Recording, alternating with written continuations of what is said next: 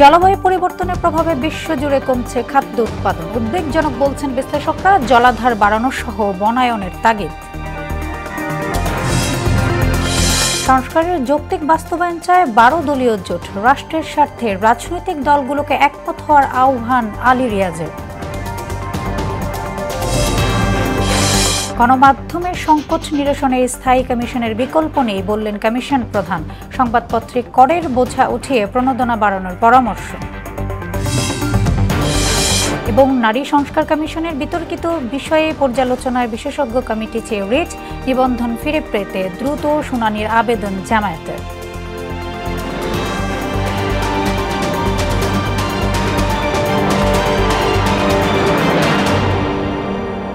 আসসালামু আলাইকুম, সবাইকে মোহনা সংবাদে স্বাগত। শুনছিলেন শিরোনাম, আর পুরোটা সংবাদ জুড়ে আছি আমি সোনিয়া ইসলাম। এবার বিস্তারিত। জলবায়ু পরিবর্তনের কারণে বিশ্বজুড়ে তীব্র হচ্ছে খরা ও পানি সংকট, যার প্রভাব পড়েছে কৃষিতে। কিষাণ বলছে, এসব সংকটে দশকের ব্যবধানে বাংলাদেশেও ফসল উৎপাদন কমেছে। এমন পরিস্থিতিকে খাদ্য নিরাপত্তার জন্য উদ্বেগজনক বলছেন বিশ্লেষকরা। জলবায়ুর প্রভাব ঠেকাতে জলাধার বাড়ানো ও বনায়নের তাগিদ দিয়েছেন তারা। আরো জানাচ্ছেন উষা ফেরদৌস।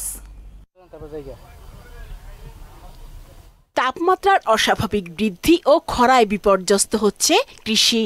গেল কয়েক বছর বাংলাদেশেও একই পরিস্থিতি। গ্রীষ্মকালে তাপপ্রবাহের কারণে পানির প্রাপ্যতা কমে যায়, যা কৃষির ওপর ব্যাপক প্রভাব ফেলে। এতে প্রতিনিয়তই কমছে উৎপাদন। প্রকৃতির বৈরিতায় প্রতি বছর স্থান ভেদে 2 থেকে 3 ফুট করে নামছে পানির স্তর, যা সুপেয় পানি সরবরাহের ক্ষেত্রে হুমকি। খরার কারণে বছরে নষ্ট হচ্ছে অন্তত 35,20,000 হেক্টর জমির ফসল। টাকার অঙ্কে ক্ষতির পরিমাণ 3,500 কোটি। আমার এই ক্ষেতটা করতে প্রায় 10-12 হাজার টাকা খরচ হয়ে গেছে। তা এখন এটা যদি বিক্রি করতে যাই, আমি 5,000 টাকাও বিক্রি করতে পারবো না। এটার কারণে আমার 5 পাখি ক্ষেত, প্রতি পাখিতে 12,000 টাকা খরচ, 5 পাখি খেতে 60,000 টাকা লস। তারপরে 5 পাখি খেতে আমার কত ধান হইতো, কমসে কম 100 মন ধান মরিতাম, তো আমি 10 মন ধান পাবো না। পানি আরো দিন দিন নিচে নামতে আছে। পানি আগে যে পানি উঠতো, তাই খরার কারণে পানি তার অর্ধেক ওঠে, পাতালে পাইতে আছে না, লেওয়াট পাইতে আছে না। বিশেষজ্ঞরা বলছেন, জলবায়ু পরিবর্তনের প্রভাব মোকাবিলায় অভিযোজনের বিকল্প নেই। আশু করণীয় হিসেবে জলাধার বাড়ানো সহ পরিকল্পিত উন্নয়নের পথে হাঁটতে হবে। ধানি জমি সেখানেও পানি দিতে পারছে না, তাহলে তো ইল যদি কমে যায়, তাহলে অর্থনীতির উপর ব্যাপকভাবে ক্ষতিগ্রস্ত হবে। কৃষকরা কিভাবে তার ফসলে যে খরচ করে লাগিয়েছে সেই খরচটা তুলতে পারবে কিনা, সেটাও কিন্তু আমি শঙ্কিত। বেশি বেশি গাছ লাগাতে হবে, যেখানে খালি আছে ঘন করে গাছ লাগাতে হবে এবং সেই গাছগুলিকে বাঁচিয়ে রাখতে হবে। দ্বিতীয়ত হচ্ছে আমাদের সারফেস ওয়াটার, আমাদের উপরিভাগে যে পানিগুলো থাকে নদী নালা খাল বিলে, সেখানে পানির পরিমাণ বাড়াতে হবে। নাসার গবেষণা বলছে, বর্তমান ধারা চলতে থাকলে এই শতকের শেষ নাগাদ বিশ্বজুড়ে খরার তীব্রতা 50% বাড়বে। উষা ফেরদৌস, মোহনা সংবাদ, ঢাকা। সংস্কার উদ্যোগের দ্রুত ও যৌক্তিক বাস্তবায়ন চায় 12 দলীয় জোট। দিনের পর দিন সংস্কারের নামে কালক্ষেপণ গ্রহণযোগ্য নয় বলে মন্তব্য করেন প্রধান সমন্বয়ক মোস্তফা জামান হায়দার। সকালে জাতীয় ঐকমত্য কমিশনের সঙ্গে বৈঠকে কথা বলেন তিনি। এ সময় জাতীয় ঐকমত্য কমিশনের সহসভাপতি ডক্টর আলী রিয়াজ বলেন, কমিশনের এক প্রচেষ্টায় ঐকমত্য তৈরি সম্ভব নয়, এজন্য সব রাজনৈতিক দলের সহযোগিতা প্রয়োজন।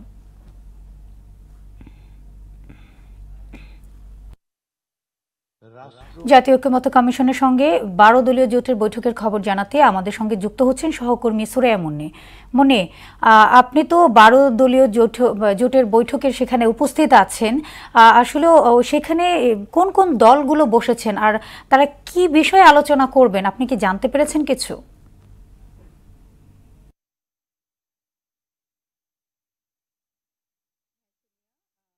এখানে যে আলোচনা হয়েছে, এখানে 12 দলীয় জোটের 13টি প্রতিনিধি দল এখানে এসেছেন। আমি আপনাকে বলতে চাচ্ছি যে এখানে সকালেই আলোচনার মধ্যে আলী রিয়াজ ঐকমত্য কমিশনের সহসভাপতি ডক্টর আলী রিয়াজ বলেছেন, রাজনৈতিক দলগুলোর মধ্যে মতপার্থক্য আছে, তবে দেশের স্বার্থে এবং রাষ্ট্রের স্বার্থে ছাড় দিয়ে মতৈক্যে পৌঁছানোর তাগিদ দিয়েছেন তিনি। একই সঙ্গে তিনি আরও বলেছেন, আলোচনার মাধ্যমে দেশের ভবিষ্যৎ পথরেখা তৈরি করা এবং ঐকমত্য গঠনের জন্য রাজনৈতিক দলগুলোর সাথে চলমান সংলাপ এবং 12 দলীয় জোটের বৈঠক হয়েছে। সেখানে কিন্তু তারা একথা বলেছেন যে অমীমাংসিত কিছু বিষয় যদি থেকেও থাকে সেটা হলো আলোচনার মাধ্যমে সমাধান করা যেতে পারে, কিন্তু কোনো মতেই যেন কালক্ষেপণ করা না হয়। আমি আপনাকে সোনিয়া আরেকটু জানিয়ে রাখছি, যেখানে সংস্কারের উদ্যোগে এবং দ্রুত যৌক্তিক বাস্তবায়নে দেখার কথা বলেছেন হলো 12 দলীয় জোটের প্রধান সমন্বয়ক মোস্তফা জামান হায়দার।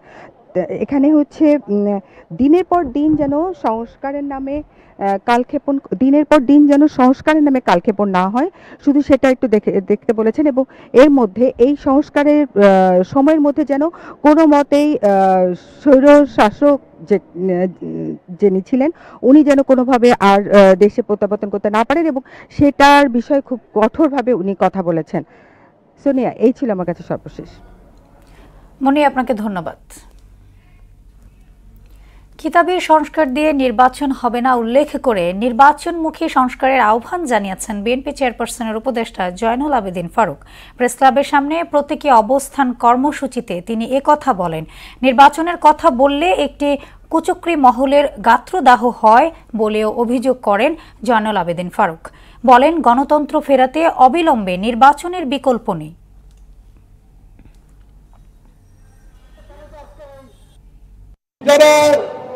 জুলাই আগস্টের বিপ্লবে হাজার হাজার ছাত্রের রক্ত নিয়ে ছিনিমিনি খেলেছে, হত্যা করেছে রাইফেলের গুলিতে, সেই মুহূর্তে যখন বিএনপি দেশে একটি চলমান রাজনৈতিক সংকট শেষ করে একটি নির্বাচনের কথা বলে, তখনই বলে বিএনপি খালি নির্বাচন বলে। প্রিয় ভাইরা, বিএনপি তো নির্বাচনমুখী দল।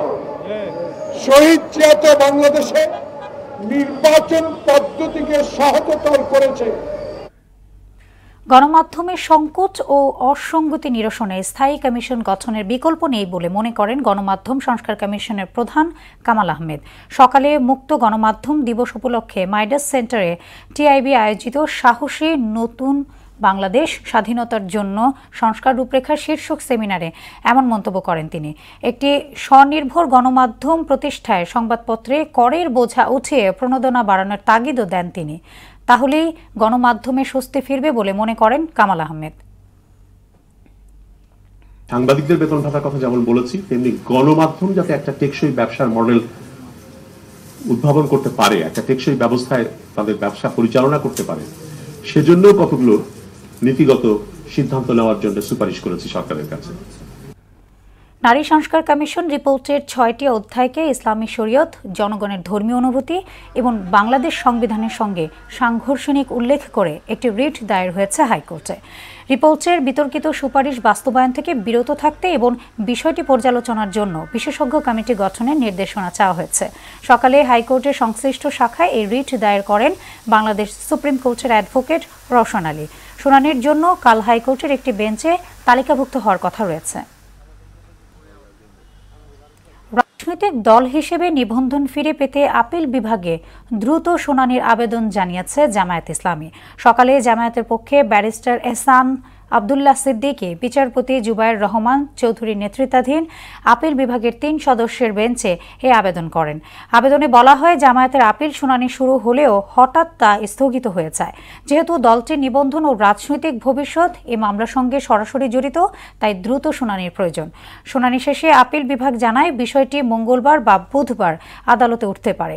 গত 12ই মার্চ রাজনৈতিক দল হিসেবে জামায়াতে ইসলামীর বাতিল হওয়া নিবন্ধন ফিরে পেতে আপিল শুনানি শুরু হয়। অচলাবস্থা কাটেনি খুলনা প্রকৌশল ও প্রযুক্তি বিশ্ববিদ্যালয়ের। সিন্ডিকেটের সিদ্ধান্ত অনুযায়ী আজ সকাল থেকে শিক্ষা কার্যক্রম শুরুর কথা থাকলেও ক্লাসে ফেরেননি শিক্ষকরা। পরবর্তী করণীয় বিষয়ে শিক্ষক সমিতির নেতাদের সঙ্গে বৈঠক করবেন কুয়েট উপাচার্য। এদিকে শিক্ষকরা বলছেন, শিক্ষক লাঞ্ছিতকারী শিক্ষার্থীদের শাস্তি না হওয়া পর্যন্ত পাঠদানে ফিরবে না তারা। এই অবস্থানে কবে নাগাদ ক্লাস শুরু হবে তা নিয়ে অনিশ্চয়তা দেখা দিয়েছে। ময়মনসিংহের সড়ক মহাসড়কে আতঙ্কের আরেক নাম three wheeler, easy bike, engine চালিত ভ্যান সহ নিষিদ্ধ অবৈধ যানবাহন। এসবের দাপটে প্রতিনিয়তই বাড়ছে দুর্ঘটনা। সচেতনতার পাশাপাশি অদক্ষ চালকদের প্রশিক্ষণের দাবি, নিরাপদ সড়ক চাই নেতাদের। প্রশিক্ষণ দেয়া হচ্ছে বলছে বিআরটিএ। মফিজ উদ্দিনের প্রতিবেদন, জানাচ্ছেন তাহসিন তারিন। ময়মনসিংহের আঞ্চলিক ও জাতীয় সড়কে দাপিয়ে বেড়াচ্ছে লাইসেন্স ও ফিটনেসবিহীন three wheeler, easy bike, engine চালিত ভ্যান সহ নিষিদ্ধ অবৈধ যানবাহন। মহাসড়কে এই সব যানবাহন চলাচলে বিশৃঙ্খলার পাশাপাশি প্রতিনিয়ত ঘটছে দুর্ঘটনা, কিন্তু এদের নিয়ন্ত্রণে প্রশাসনের তেমন উদ্যোগ নেই। এইসব যানবাহন মহাসড়কে বাস, ট্রাকের সাথে পাল্লা দিয়ে চলতে গিয়ে প্রাণহানির পাশাপাশি পঙ্গুত্ব বরণ করছেন অনেকে। কিছু কিছু ডিস্ট্রিক্ট গাড়ি আছে যারা ড্রাইভার ব্যতীত ড্রাইভাররা ঘুমায়, হেল্পাররা চালায়। ড্রাইভাররা চালাইলে নিয়ন্ত্রণটা রাখতে পারতো, হেল্পাররা তো এদিক সেদিক করে, তার বিদায় আমাদের সিজি সাহেব তার বিদায় এগুলো অ্যাক্সিডেন্ট হইতেছে। রোড অ্যাক্সিডেন্টটা হয় 2-3টা ধাপ আছে, এর মধ্যে মনে করেন একটা ড্রাইভারের গাফিলতি আছে, মানে ওভার এক্সপিরিয়েন্সের লেগে ওই জায়গা দেখা গেছে ওভারটেকিং করতে যায়। তখন যাত্রীদের অভিযোগ, ভাঙা সড়ক, অদক্ষ চালক, দ্রুত গতিতে ওভারটেক, ঘুম ঘুম ভাব নিয়ে গাড়ি চালানোর কারণে ঘটছে দুর্ঘটনা। রাস্তার যে অবস্থা, মানে স্ট্যান্ডে ড্রাইভাররা তাড়াহুড়ার কারণে সিএনজি অ্যাক্সিডেন্ট হয়। মাঝে মাঝে বড় গাড়ি ওভারটেক করতে চায়, তখনই চাপে পড়ে সিএনজি অ্যাক্সিডেন্ট হয়। তো গাড়ি চালানোর নিয়মগুলো তারা সঠিকভাবে আর কি জানে না, তো সেই কারণে আর কি দুর্ঘটনা একটু বেশি হয়। ধৈর্যের অভাবে ড্রাইভাররা সঠিকভাবে লুকিং গ্লাসের ব্যবহার করছে না। তারা লুকিং গ্লাসের ব্যবহার না করে ঘাড় বাঁকিয়ে ডানে বামে দেখছে, এটা একটা অ্যাক্সিডেন্টের কারণ হতে পারে। ট্রাফিক আইন বিষয়ে প্রশিক্ষণ এবং লাইসেন্সবিহীন গাড়ি ও চালকদের বিরুদ্ধে ব্যবস্থা নেওয়ার দাবি জানান নিরাপদ সড়ক চাইয়ের নেতারা। দুর্ঘটনা রোধ করতে গেলে আমাদের প্রথমেতে প্রত্যেক সিএনজি যারা ড্রাইভার আছে তাদেরকে প্রশিক্ষিত করতে হবে, বিআরটিআর মাধ্যমে তাদেরকে ট্রেনিং দিতে হবে এবং তাদের ড্রাইভিং লাইসেন্স কনফার্ম করতে হবে। সড়ক দুর্ঘটনা রোধে চালকদের প্রশিক্ষণের পাশাপাশি সচেতন করা হচ্ছে। নির্বিঘ্নে নিরাপদে গাড়ি স্বচ্ছন্দভাবে গাড়ি চলাচল করতে পারে এবং দুর্ঘটনা যেন কমতে পারে, দুর্ঘটনা যেন হ্রাস পায়, সেই প্রক্রিয়ায় আমরা প্রশিক্ষণ প্রদান করে থাকি এবং এটা আমাদের প্রক্রিয়াটা চলমান। সড়ক মহাসড়কে এইসব যান চলাচল বন্ধে এখনই ব্যবস্থা না নিলে দুর্ঘটনার মাত্রা দিন দিন আরো বাড়বে। তাহসিন তারিন, মোহনা সংবাদ। সংবাদে নিচ্ছে একটি বিরতি, আর ফিরে এসে যা থাকছে।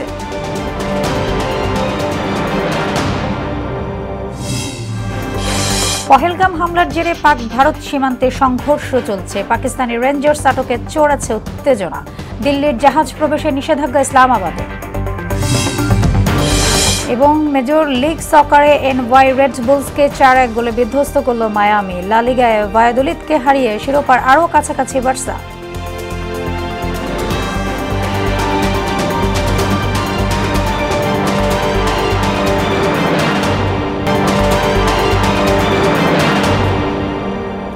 আবারও আমন্ত্রণ মোহনা সংবাদের সাথে আছি আমি সোনি ইসলাম। জনগণের প্রত্যাশা বাস্তবায়ন করে দ্রুত সুষ্ঠু নির্বাচন আয়োজন করতে প্রধান উপদেষ্টার প্রতি আহ্বান জানিয়েছেন বিএনপির ভাইস চেয়ারম্যান কাজী শাহ মোফাজ্জল হোসেন কায়কোবাদ। কুমিল্লার মুরাদনগরে এক জনসভায় তিনি বলেন, প্রয়োজনীয় জনগণ আবারও ঐক্যবদ্ধ হয়ে নির্বাচনের দাবি বাস্তবায়ন করবে। বাকিটা জানাচ্ছেন মুনতাসির মামুন। শনিবার বিকেলে কুমিল্লার মুরাদনগর উপজেলায় বাংলা হাই স্কুল মাঠে জনসভা আয়োজন করে বাংলা ইউনিয়ন বিএনপি। এতে স্থানীয় নেতারা এক উপদেষ্টার বিরুদ্ধে আওয়ামী লীগকে পুনর্বাসন ও রাজনৈতিক উদ্দেশ্যে প্রশাসনকে ব্যবহারের অভিযোগ তোলেন। আমি প্রশাসনকে বলবো, আপনারা প্রজাতন্ত্রের কর্মচারী হিসাবে থাকবেন, অন্যথায় আপনাদেরকে সাধারণ জনগণ ছাড়বে না।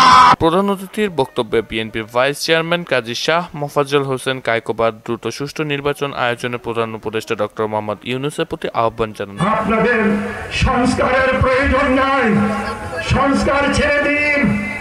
তাদের উপরে যারা জনপ্রতিনিধি হবে তাদের কাছে ছেড়ে দিন, পরামর্শ দিন, তাদের কাছে পরামর্শ রেখে যান। আপনাদের পরামর্শকে সামনে নিয়ে গণতান্ত্রিক সরকার এগুলি পালন করার চেষ্টা করবে। তিনি বলেন, অন্তর্বর্তী সরকার সংস্কারের পরামর্শ দিতে পারে, কিন্তু তা বাস্তবায়ন করবে জনগণের ভোটে নির্বাচিত সরকার। জনগণের আশা কি? জনগণের একটাই আশা, নির্বাচন। মুনতাসির মামুন, মোহনা সংবাদ, ঢাকা। এবার দেশের বাইরের খবর। পহেলগামে জঙ্গি হামলার জেরে ভারত পাকিস্তান সীমান্তের নিয়ন্ত্রণ রেখায় সংঘর্ষ অব্যাহত রয়েছে। সীমান্তে ভারতীয় সেনাদের হাতে এক রেঞ্জার্স আটকের ঘটনায় পাকিস্তানি সেনারা যেন আরও বেশি ক্ষেপে গিয়েছে। এর মধ্যেই নিজেদের সমুদ্র বন্দরে ভারতীয় জাহাজ প্রবেশ বন্ধ করে দিয়েছে ইসলামাবাদ। এদিকে গাজায় ইসরায়েলি হামলায় আরও ৪৫ ফিলিস্তিনি নিহত হয়েছেন। ইশতিয়াক হোসেনের ডেস্ক রিপোর্টস।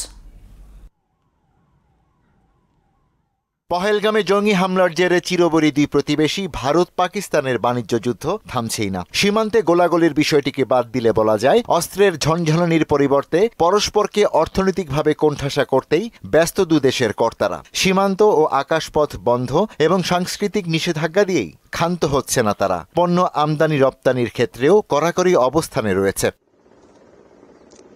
পাকিস্তানি পণ্য আমদানিতে দিল্লির নিষেধাজ্ঞার ২৪ ঘণ্টা না পেরোতেই নিজেদের সমুদ্র বন্দরে ভারতীয় জাহাজ প্রবেশ বন্ধ করে দিয়েছে ইসলামাবাদ। শনিবার মধ্যরাতে পাকিস্তানের সমুদ্র বিষয়ক মন্ত্রণালয় এই নির্দেশ জারি করে। অন্যদিকে রাজস্থান সীমান্ত থেকে ভারতীয় সেনারা এক পাকিস্তানি রেঞ্জার্সকে আটকের ঘটনায় নিয়ন্ত্রণ রেখায় দুদেশের সেনাদের ব্যাপক গোলাগুলি হয়েছে, যাকে পহেলগাম হামলার পর উভয় দেশের মধ্যে সবচেয়ে বড় সংঘর্ষ বলা হচ্ছে। এর আগে গত ২৩ এপ্রিল অর্থাৎ পহেলগামে বন্দুক হামলার পরদিন পাঞ্জাবের পিরোজপুর সেক্টর দিয়ে অনুপ্রবেশের দায়ে এক বিএসএফ সদস্যকে আটক করে পাকিস্তান। গাজায় কিছুতেই থামছে না ইসরায়েলি বর্বরতা। স্থানীয় সময় শনিবার রাতের হামলায় আরও ৪৫ ফিলিস্তিনি নিহত হয়েছে। এছাড়া ক্ষুধা তৃষ্ণায় কাতর হয়ে গেল কয়েকদিনে প্রাণ হারিয়েছেন আরও ৫৭ জন। এদিকে রাশিয়ার প্রেসিডেন্ট ভ্লাদিমির পুতিন ঘোষিত ৩ দিনের যুদ্ধবিরতির প্রস্তাব প্রত্যাখ্যান করেছেন ইউক্রেনের প্রেসিডেন্ট ভলোদিমির জেলেনস্কি। তিনি বলেছেন, কমপক্ষে ৩০ দিনের যুদ্ধবিরতি ছাড়া কোনো অর্থপূর্ণ আলোচনা সম্ভব নয়। ইশতিয়াক হোসেন, মোহনা সংবাদ। শেষ করব মোহনা সংবাদ যাবার আগে শিরোনামগুলো আরও একবার।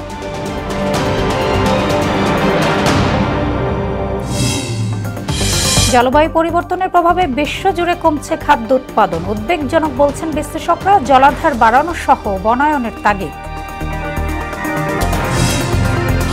সংস্কারের যৌক্তিক বাস্তবায়ন চায় ১২ দলীয় জোট। রাষ্ট্রের স্বার্থে রাজনৈতিক দলগুলোকে একমত হওয়ার আহ্বান আলী রিয়াজের। গণমাধ্যমেরও সংকট নিরসনে স্থায়ী কমিশনের বিকল্প নিয়ে বললেন কমিশন প্রধান। সংবাদপত্রে করের বোঝা উঠিয়ে প্রণোদনা বাড়ানোর পরামর্শ। এবং নারী সংস্কার কমিশনের বিতর্কিত বিষয় পর্যালোচনা বিশেষজ্ঞ কমিটি চেয়ে রিট নিবন্ধন ফিরে পেতে দ্রুত শুনানির আবেদন জামায়াতের।